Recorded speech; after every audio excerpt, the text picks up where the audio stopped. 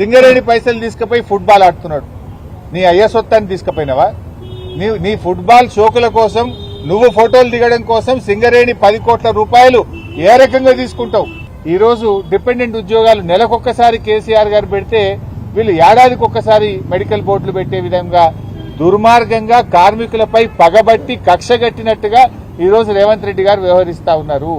దీన్ని తీవ్రంగా మేము నిరసిస్తా ఉన్నాం. రేవంత్ రెడ్డి గారిని హెచ్చరిస్తా ఉన్నాం.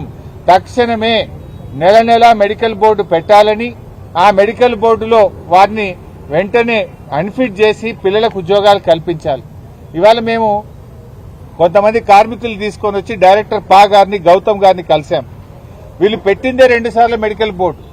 ఆ మెడికల్ బోర్డులో కూడా కాళ్ళు లేని వాళ్లను, కళ్ళు లేని వాళ్లను, క్యాన్సర్ వచ్చిన వాళ్లను, గుండెకు బైపాస్ సర్జరీ అయిన వాళ్లను అన్ఫిట్ చేయాల్సింది పోయి నువ్వు మంచిగున్నావు పోయి పని చేయమంటున్నారు.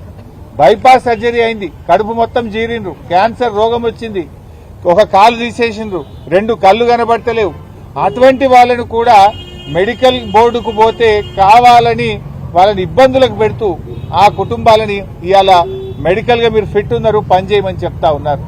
2 సార్లు బోర్డు పెడితే 55 మంది పోతే 5గురినే మరి మెడికల్లీ అన్ఫిట్ చేసినారు. రెండోసారి 123 మంది పోతే 23 మంది మాత్రమే మెడికల్ అన్ఫిట్ చేసి 100 మందిని మీరు ఫిట్ ఉన్నారు పోయి పని చేయమంటున్నారు. అంటే ఒకటి మెడికల్ బోర్డు పెట్టరు, పెట్టినా ఏడాదికి ఒక్కసారి పెడతారు. అక్కడికి వెళితే కూడా వాళ్ళ దరఖాస్తులను మానవతా దృక్పథంతో పరిశీలించాల్సింది పోయి చాలా దుర్మార్గంగా మెడికల్ ఇన్వాలిడేషన్ ను సర్టిఫికెట్ ను రిజెక్ట్ చేస్తూ మీరు ఇలా ఇబ్బందులు పెడతా ఉన్నారు. అందుకే ఆ కార్మికుల్నే తోలుకొని వచ్చినాం. ఇలా క్యాన్సర్ వచ్చిన వాళ్లను, గుండెకు బైపాస్ సర్జరీ అయినటువంటి వాళ్లను, కాళ్ళు లేని వాళ్లను, కళ్ళు లేని వాళ్లను, ఒకవైపు కిడ్నీలు ఫెయిల్ అయిపోయి చేతిలో బ్యాగ్ పట్టుకొని నడుస్తున్నటువంటి వాళ్లను అసలు మీకు ఎట్లా చేతొచ్చింది, ఎట్లా మనసు వచ్చింది అని నేను రేవంత్ రెడ్డి ప్రభుత్వాన్ని అడుగుతా ఉన్నా. బట్టి విక్రమార్క గారు మీరే కదా మంత్రి, నువ్వు పెద్ద మాటలు కోటలు దుంకుతాయి నీ, నువ్వు మాది ప్రజాప్రభుత్వం అంటావు. ఇది ప్రజాప్రభుత్వమా? ఇది కార్మిక కంట ప్రభుత్వం, కార్మికులను గోసబెట్టే ప్రభుత్వం, ప్రజలను గోసబెట్టే ప్రభుత్వం, మానవత్వం లేని ప్రభుత్వం. ఈ దుర్మార్గాన్ని మేము తీవ్రంగా ఖండిస్తా ఉన్నాం.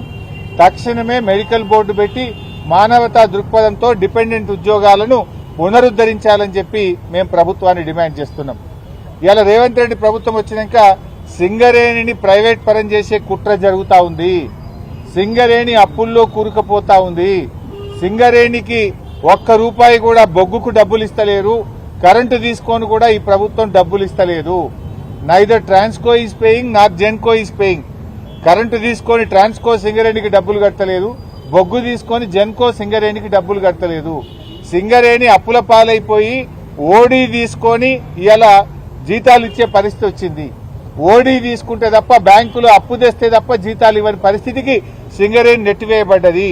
దాదాపు 50,000 కోట్ల అప్పుల్లోకి సింగరేణి కూరుకుపోయింది. ఇవాళ ముఖ్యంగా రేవంత్ రెడ్డి గారు వచ్చిన తర్వాత ఈ కాంగ్రెస్ ప్రభుత్వం నుంచి చెల్లించాల్సిన డబ్బులు ₹1 అటు ట్రాన్స్కోకు ఇటు జెన్కోకి ఇస్తలేదు, ట్రాన్స్కో జెన్కో అటు సింగరేణికి ఇస్తలేదు. లాస్ట్కి ఇవాళ సింగరేణి కార్మికులకు జీతాలు కూడా పడని పరిస్థితి వచ్చింది. నవరత్నాల్లో ఒకటైనటువంటి ఇవాళ క్యాష్ రిచ్ కంపెనీ అయినటువంటి సింగరేణిని ఇవాళ ప్రైవేట్ పరం చేసే కుట్ర ఇవాళ రేవంత్ రెడ్డి కాంగ్రెస్ ప్రభుత్వం చేస్తా ఉంది. దీన్ని తీవ్రంగా ఖండిస్తా ఉన్నాం. సింగరేణికి డబ్బులు చెల్లించాలని ప్రభుత్వాన్ని మేము డిమాండ్ చేస్తా ఉన్నాం. బట్టిగారే ఆర్థిక మంత్రి, బట్టిగారే సింగరేణి మంత్రి. మరి ఆర్థిక మంత్రిగా ఉండి సింగరేణి గొంతు కోయడం నీకు తగునా అని నేను బట్టిగారిని అడుగుతా ఉన్నా. ఇది ఎంత మేరకు సమంజసమో అని నేను అడుగుతా ఉన్నా. ఇవాళ రేవంత్ రెడ్డి గారు సింగరేణి పైసలు తీసుకుపోయి ఫుట్బాల్ ఆడుతున్నాడు. నీ అయ్య సొత్తాన్ని తీసుకుపోయినావా? నీ ఫుట్బాల్ షోకుల కోసం నువ్వు ఫోటోలు దిగడం కోసం సింగరేణి 10 కోట్ల రూపాయలు ఏ రకంగా తీసుకుంటావు?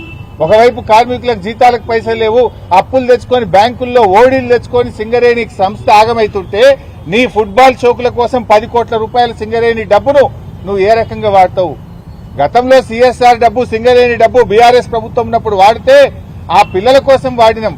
సింగరేణి పిల్లలకు ఒక మెడికల్ కాలేజీ పెట్టడానికి వాడినాం, లేదా ఒక స్కూళ్లు కట్టడానికో, కాలేజీలు కట్టడానికో, మంచినీళ్లు ఇవ్వడానికో వాడినాం. నువ్వేమో ఫుట్బాల్ షోకుల కోసం వాడుతున్నావు. నువ్వు ఫుట్బాల్ ఆడడానికి సింగరేణి డబ్బే కావాలా నీకు? సింగరేణి కార్మికుల కడుపు కొట్టాలన్నా నువ్వు? ఏ రకంగా నీకు మనసు వచ్చింది సింగరేణి డబ్బులు తీసుకోవడానికని నేను అడుగుతా ఉన్నా. ఇది దుర్మార్గమైన ప్రభుత్వం.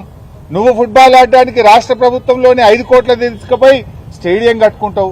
సింగరేణి 10 కోట్లు తెచ్చి ఆ మెస్సీతో మ్యాచ్ ఆడుతా అంటావు. ఎవరైనా సొత్తని సింగరేణి పైసలు డైవర్ట్ చేస్తా ఉన్నావు. సింగరేణిలో జీతాలు ఇద్దామంటే పైసల్లే ఓడి తెచ్చుకునే పరిస్థితి ఉన్నది. నువ్వు 10 కోట్లు తెచ్చి ఫుట్బాల్ ఆడతావా? ఇదేనా ప్రజాప్రభుత్వం? ఏ రకంగా దుర్వినియోగం చేస్తావని చెప్పి నేను రేవంత్ రెడ్డిని అడుగుతా ఉన్నా.